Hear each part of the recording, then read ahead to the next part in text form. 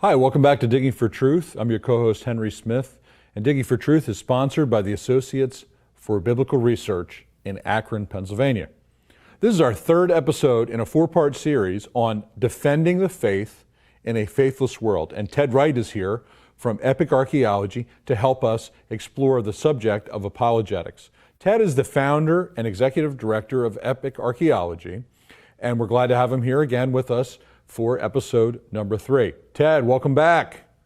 Henry, great to be back with you, brother. Okay, so I want to share with the audience our first 2 episodes. We encourage you to go online so you can see the foundation that we've laid for this episode that we're going to talk about. We're going to talk about miracles. Are miracles possible? Okay, now, of course, Christians, Ted, believe in miracles, but let's begin our conversation there. Are miracles possible? Let's sort of build on our last episode, the existence of God.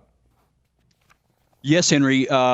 So yes, miracles are possible. Again, to kind of jump off what you just said, the first 2 episodes, the 2 apologetics questions that we've talked about, does truth exist? And we said, yes, truth does exist. Truth is that which corresponds to reality. The second question is, does God exist? And by God, we mean a spaceless, timeless, immaterial creator who made all things, who exists outside the space-time universe. So the question of miracles really stems from the question of God's existence. So if God exists, then miracles are absolutely possible. Miracles are directly connected with God's existence. If God doesn't exist, then miracles wouldn't be possible. So, Yes. So to get us started, the basic answer is yes, miracles are possible because they're actually connected to God's existence. Okay, so we've established the principle that God exists, which most people watching the show would agree with fundamentally, of course, right? Believers in the gospel. But let's talk about like these 3 main categories of belief, worldview belief. We have Theism, which is the belief in God, Atheism, Yes. which is belief that God doesn't exist, and then Pantheism. Let's lay those foundations. What is Pantheism, and let's connect the 3 of them together. Exactly.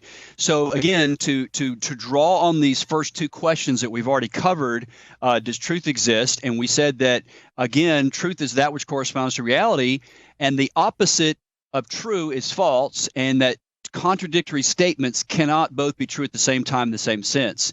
So if that principle, the principle of truth, is true, which we believe that it is, we can apply that to truth claims about reality. And on the second question, does God exist? And we said that he does exist, and there's good evidence that he exists from the design of the universe, the fact that the universe does exist, the fact that there is a moral law written on the heart of every person in the whole world, this innate sense of right and wrong.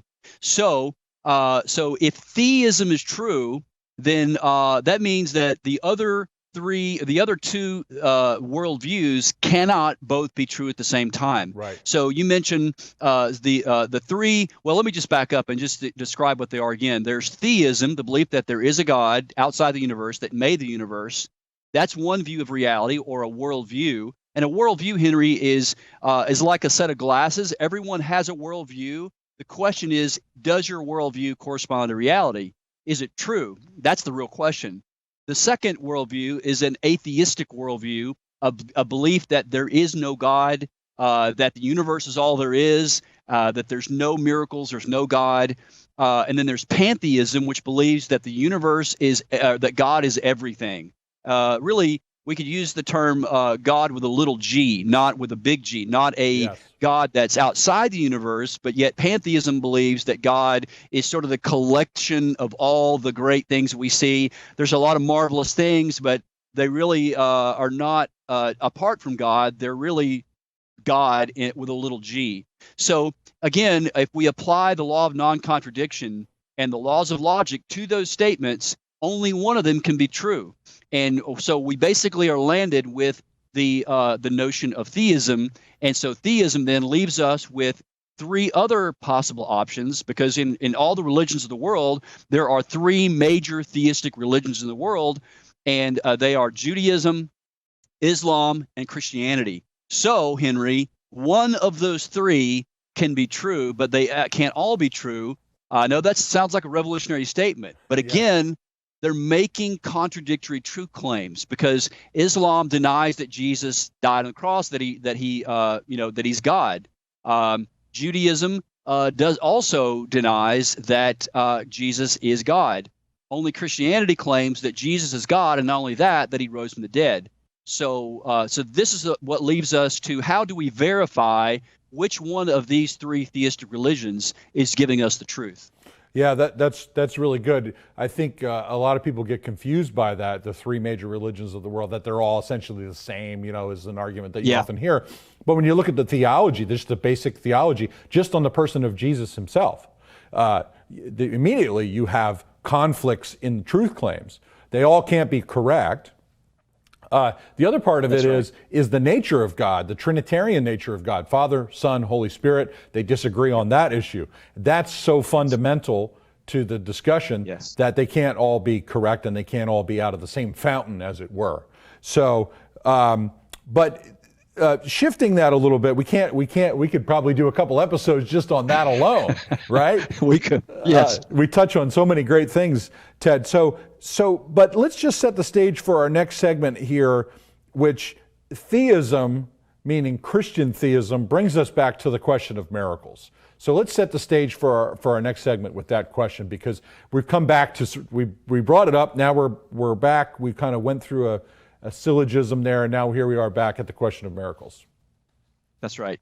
So as you said, Henry, we obviously don't have time to get into digging into the theology of the three major theistic religions in the show, but primarily in this program, we are attempting to demonstrate the claims of Christianity, namely the resurrection of Jesus from the dead.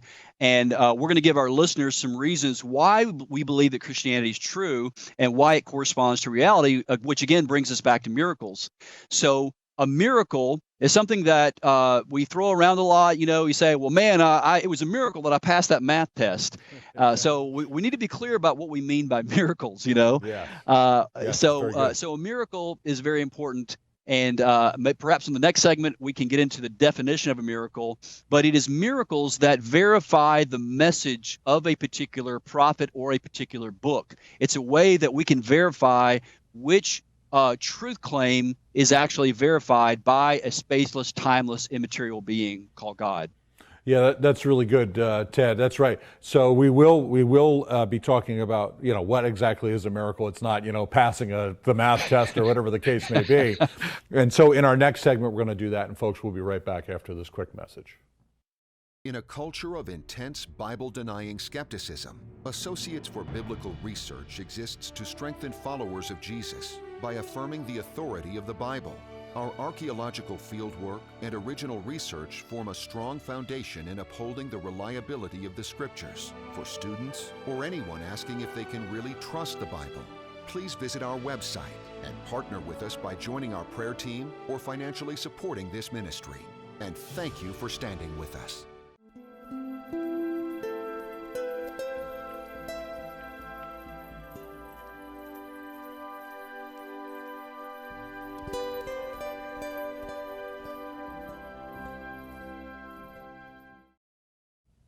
Hi, welcome back to Digging for Truth. I'm your co-host, Henry Smith, and I'm here with Ted Wright of Epic Archaeology. We're talking about apologetics. We're in our third part of a four-part series, and we're talking about miracles. So, Ted, in our last segment, we said we were going to define what a miracle is. It's not just passing the math test, but it's something far more profound. So why don't you go ahead with that, please?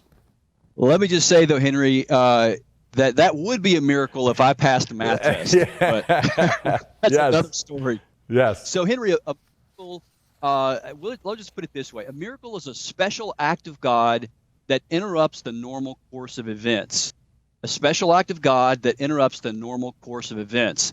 There was an atheist philosopher by the name of Anthony Flew, who, by the way, made a major step toward theism before he passed away, based on the design argument, actually. But Flew put it this way. He said, quote, "A miracle is something which would never have happened had nature, as it were, been left to its own devices." So it is something that is out of the ordinary. So we make this distinction between natural laws, which describe what happens regularly by natural causes. Those are what natural laws are. Whereas a miracle, miracles describe what rarely happens, but they can only be caused by supernatural causes. Yes. So a natural law describes what happens on a regular basis, whereas a miracle describes what happens very rarely, and the cause must be outside of nature. So that's at a bare bones what a miracle is. Yeah, and we should clarify from a Christian standpoint that the natural is not the world operating on its own. God is sovereignly, providentially controlling all things that come to pass. Right. So in that sense, it's also, the natural is also supernatural because God's in control. But what we're talking about is what we normally see is natural. And then what you're describing is supernatural, an intervention into the normal order, as it were, right? Ted, would that be a good way to describe it? That's a good way to put it. Because God does use secondary causes, and they are from God. They originate from God. And so in that sense, they are absolutely supernatural. God not only is the creator of the universe, he is also the sustainer of the universe. All of the operations of everything, life and the universe and laws of physics are all upheld by God. I live right here in the Chicagoland area. I live right near Fermilab, and I just several months ago I went to hear a lecture, and they're talking about dark matter and dark energy, and basically these scientists were admitting that they don't understand why the universe is held together. It just seems like it's just spinning on the. And I'm like, I know why. It's read Colossians chapter 1. Yes. Christ holds all things together by the power of His Word. He is the Word. Amen. So. From an apologetic standpoint, Henry, let's connect the dots between miracles and the Bible. So through miracles, God could tell the world which book or which person speaks from Him. You see, miracles not only are describe supernatural causes, but also miracles are God's seal that the message is from Him. In the past several years, as I'm sure you guys have talked about on this show, archaeologists working in Jerusalem have found bulla with stamped clay seals on the stamped clay seals containing impressions of seals of biblical kings such as Hezekiah, Jeroboam, and many others. I know, Henry, you guys have talked about these seals that are basically have the seal of the king on it. And even recently there was a seal found with the name of the prophet Isaiah. You see, the king's seal would be a sign that the recipient of the scroll was actually from the king himself. It was the special message of the king, but it had to have the seal of the king on it so that the message was deemed genuine and authentic. So if God wanted to send a message through certain men like Moses or Elijah or Paul, He could pour out miracles through that person, and the miracles would be like the king's royal seal that he was speaking for God. Hopefully that makes sense. It does make sense. You just we weren't going to talk about this, but you just made me think of a powerful story from the Gospels, and that's the healing of the paralytic. Jesus, when he's lowered through the roof of the house, the man gets up and walks. Jesus tells him that his sins are forgiven, and people go nuts over this. And what Jesus says is, which is easier to say, your sins are forgiven, or get up and walk home? And by healing the paralytic, he puts a seal on his claim that he can forgive the man's sins. It's remarkable. Very remarkable. Yes, that's a great story, and what a thorny question. yeah, that's right. So listen, let's move a little bit here as it relates to miracles. You talked about an archaeologist, Ben Tour. Yes. Who says, he mocks those who believe in miracles. Let's talk about that a little bit, and then we'll set the stage for the open and closed box story of Ronald Nash. We're gonna do that. So let's talk about Ben Tour's quote a little bit, the archaeologist. Yes, so the quote comes from a book that he wrote, actually edited several years ago, published by Yale University Press, and it's called The Archaeology of Ancient Israel. And it was, in fact, a textbook that was used when I was an undergrad archaeology student. And it was I read through the entire book, but it's in the preface of the book. I'm going to paraphrase, and if folks want to read this, again, the book is called The Archaeology of Ancient Israel, edited by Amon Ben Tour. But basically what he says is that one of the greatest sins in biblical archaeology is for Christians to go looking for evidence of miracles in the Bible. and that if you want to believe in these stories, that's great. But really, the essence of these stories is really in the moral of the story, not in the reality of the story. And so the whole idea of the miraculous is sort of a kind of a laughable thing. But that just shows us the bias of archaeologists as well as scientists against this notion of miracles. Yeah, and there he is. He's not a philosopher. He's not a theologian. No. He's not a biblical scholar per se. He's an archaeologist. But boy, is he making an enormous claim about the nature of reality, Ted. Absolutely. And in that statement, that's exactly right, Henry. He's an archaeologist, and that statement is not an archaeological statement. He didn't come to that conclusion based on the pottery, based on late Bronze Age pottery. Yeah. He came to that conclusion based on his philosophical ideas that are fueled by an anti-supernaturalistic bias. But we'll go. That's another rabbit trail. What I like to do is also share the story of the closed and open box. If you want to go there now, we can do that. Well, I'll tell you what, we're going to do that in our next segment, Ted, the closed and open box. Okay. So folks, if you're wondering what that is, well, you have to come back after this commercial break to find out. But, just to wrap up the thought here about Ben Tour's statement, we had another episode of Digging for Truth called Facts versus Faith, and how these two are pitted against each other. And we'd like to encourage folks to watch that episode. Scott Lancer and I talk about, that's a philosophical issue, and that is not Christian. That is a anti-Christian view of reality. With that thought, folks, please don't go away. Ted's going to share about the open and closed box theory in our next segment. We'll be right back. Bible and Spade is a non-technical quarterly publication published by the Associates for Biblical Research. Written from a scholarly and conservative viewpoint, Bible and Spade supports the inerrancy of the biblical record and is a must-read for both the serious Bible student and anyone asking if they can really trust the Bible. Archaeological evidence, properly interpreted, upholding the history of the Bible. Subscribe today at BibleArchaeology.org.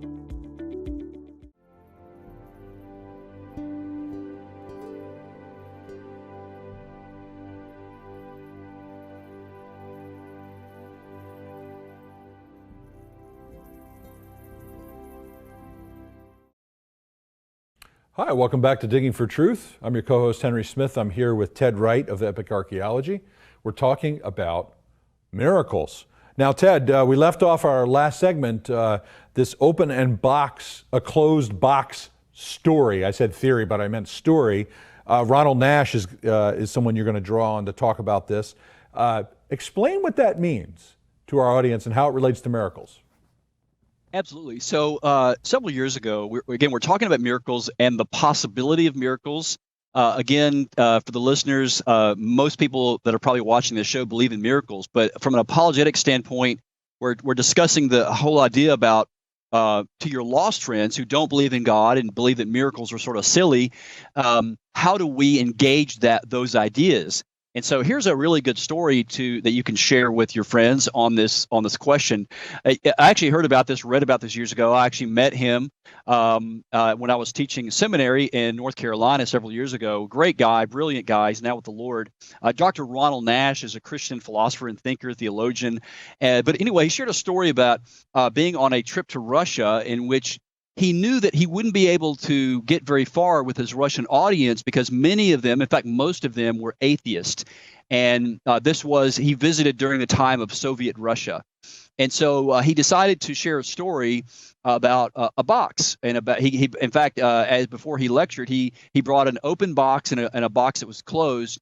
And basically, he says that the universe is like an open box, that he can reach into the box and he can manipulate the contents of the box. And yet he's not affecting, the box in any way. He can make, he can take something out of the box, put something into the box, and manipulate the contents of the box. And he basically said that for many of you believe that the universe is a closed box, and that so that's what a miracle is. A miracle is the idea that God can interact in the universe, that it's an open box, and that's really the crux of the question. Is whether or not we can actually trust whether or not this is possible. So as we've seen in our previous episode, there is good evidence for God's existence, which means that the box of the universe is open and that it is possible for God to intervene in the natural world by performing miracles. Not only are miracles possible, they are actual, because the greatest miracle of all is the existence of the universe. And if Genesis 1:1 is true, then in the beginning God created the heavens and the earth, then all the other miracles in the Bible are simply small stuff, like the parting of the Red Sea and Jonah and the fish, the raising of the dead. Yeah, I mean, and that goes back to our argument from design and the origin of the universe to begin with.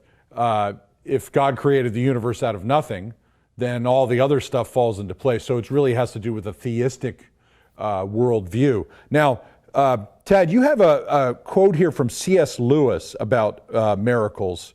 Would you like to share that with the audience? Yeah, Henry. So Lewis put it this way in his book Miracles. He says, if we admit God, must we admit miracle? He says, indeed, you have no security against it. That's the bargain.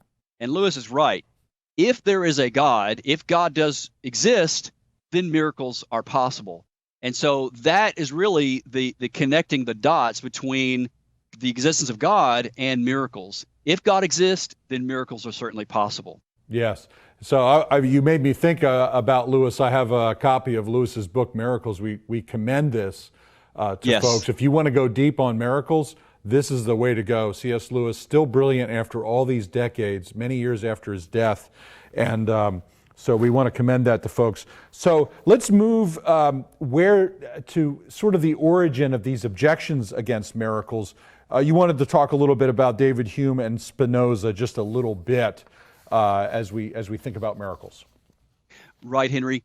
So back in 1948, there was a great book written by Richard Weaver called Ideas Have Consequences, in which he traces the ideas of some of the philosophy back in the 14th century that led to the downfall of modern-day Europe with the rise of Adolf Hitler.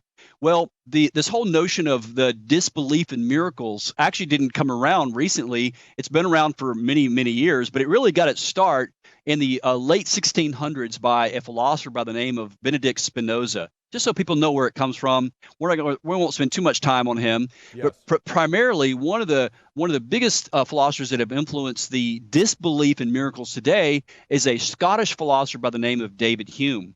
But for Spinoza, his argument against miracles is that basically he says that miracle is a violation of natural law. In other words, for Spinoza, natural laws are immutable, but that, of course, begs the question, as we say in logic, because he is assuming that miracles can't happen because by his very own definition, they can't happen. Yes. But this is the very thing in question, whether or not they can happen. So he sort of defines the whole Spinoza does by basically saying that natural laws cannot be violated. So sadly, Henry, many biblical scholars writing in the 19th century were influenced by not only Spinoza, but also by David Hume. These are scholars that studied the Bible. And so they would be people like Julius Wellhausen, who was a German philosopher or theologian. And of course, some of the listeners of Digging for Truth probably have heard about Wellhausen before. But basically, he takes many of the miracles out of the Old Testament. But a lot of this comes from bad philosophy. The other philosopher who questioned miracles is the Scottish philosopher David Hume in the 18th century, and his influence is felt even by those living today. In fact, if you're going to argue miracles today, you're going to have to deal with some of the arguments from David Hume. Yeah, and Lewis deals with a little bit in his book Miracles. Now, I'm going to ask you to perform a miracle, Ted. You have 35 seconds to wrap up our show. All right, very good. So, no problem at all. I'm going to quote Lewis again, but basically him pointing out the circular reasoning of David Hume, and basically it's basically Hume's premise number 3 in his argument. Basically, Hume says the evidence for the regular is always greater for that of the rare. And Lewis basically says in his book Miracles, now, of course, we must agree with Hume that if there is absolutely uniform experience against miracles, if, in other words, they never happened, then why they never have. Unfortunately, we know the experience against them to be uniform only if we know that the reports of them are false. All reports are false. And we can know that all reports of them are false only if we know that miracles have never occurred. Lewis says, in fact, we are arguing in a circle. Yes. Yeah, and a wise man who sees a miracle will acknowledge it. Those who saw Jesus crucified saw him resurrected from the dead. And that is the great miracle of the Christian faith. Ted, thank you for being with us. And friends, thank you for joining us on this episode of Digging for Truth.